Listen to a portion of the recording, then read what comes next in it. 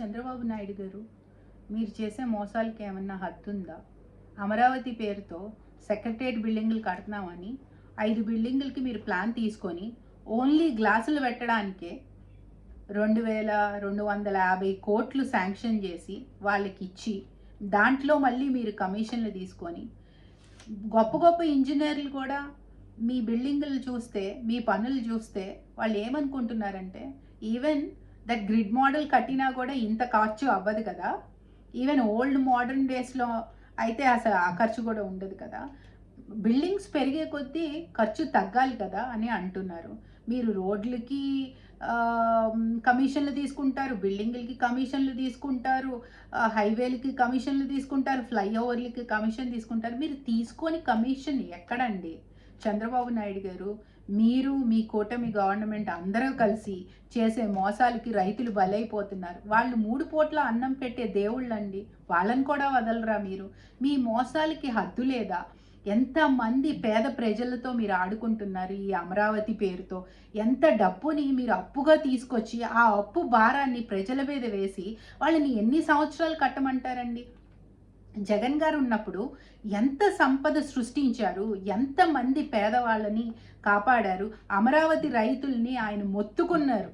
అరే ఇవ్వకండిరా బాబు, మీరు మోసపోతారు, వాళ్ళకిచ్చి వాళ్ళ చేతిలో మీరు బలైపోతారు అని అప్పుడు చెప్పినప్పుడు పాపం రైతులకి అర్థం కాలేదు వాళ్ళ బాధ ఏంటని. మీకు ఇచ్చి మోసపోయిన తర్వాత ఈనాటికి వాళ్ళకి తినడానికి తిండి లేదు, వాళ్ళ పిల్లలు చదువుకోవడానికి డబ్బు లేదు, వాళ్ళు పొలం చేసుకోవడానికి వాళ్ళకి భూమి లేదు.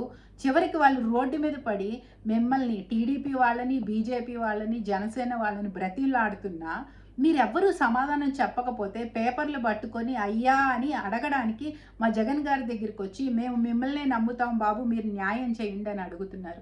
చంద్రబాబు నాయుడు గారు, మీరు అమరావతి పేరుతో చేసే మోసాన్ని ఇంకైనా ఆపండి. మీకున్నది ఒక కొడుకు, ఆ కొడుకు ఇంకొక కొడుకే ఉన్నాడండి. ప్రపంచం మొత్తాన్ని మోసం చేయాల్సిన అవసరం మీకేంటి? ఎందుకండి? డబ్బు సంపాదించుకుంటూ పోతే ఏం చేసుకుంటారు? ప్రతి ఒక్కళ్ళు కట్టుకొని వెళ్ళం కదా.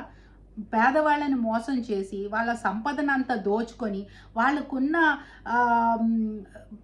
వాళ్ళు చేసే పొలం ఆంధ్రాలో మనకి కనపడేది అందంగా అనేదంటే ఆ పొలాల వల్లేనండి. దాన్ని కూడా మీరు పడేసి ఏదో డెవలప్మెంట్ పేరుతో, అమరావతి పేరుతో, క్యాపిటల్ పేరుతో సెక్రటేరియట్లు కడతామని చెప్పేసి మీరు ఒక సెక్రటేరియట్ ఓల్డ్ బిల్డింగ్ కట్టారు. దానికి ఎన్ని డబ్బులు, 1000 కోట్లు తగలబెట్టారండి. ఇప్పుడు మీరు కొత్తగా పర్మనెంట్ సెక్రటేరియట్ కడతానని చెప్పేసి మళ్ళీ 1000 కోట్లు. ఈ 1000 కోట్ల భారం ఎవరు కట్టాలి? పేదవాళ్ళని ఎందుకు బలి చేయాలి మీరు? డబ్బున్నవాడు సంపాదించుకుంటూనే పోతాడండి, కానీ పేదవాడే బలైపోతాడు.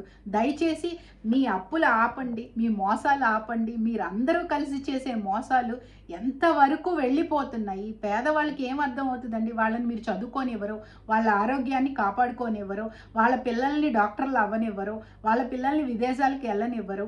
మీరు, మీ కమ్యూనిటీ వాళ్ళు, మీ పార్టీ వాళ్ళే దోచుకోవాలి, దాచుకోవాలి, పంచుకోవాలి. ఇంకెక్కడండి మీరు? చంద్రబాబు నాయుడు గారు, ఇప్పటికైనా మేల్కోండి. చేసిన పాపానికి ప్రాయశ్చిత్తం రావాలి కదా. ప్రతి దాంట్లో మీరు పాపం చేస్తూ పోతున్నారు.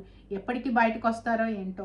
ఆ భగవంతుడు మీకు, మీ కుటుంబానికి ఆ పాపం తగలకుండా కాపాడుకోవాలంటే మీరు అన్నదాతలైన రైతుల్ని మీరు కాపాడాలండి. దయచేసి మేల్కోండి, కళ్ళు తెరవండి, పేదవాళ్ళని బలి చేయకండి.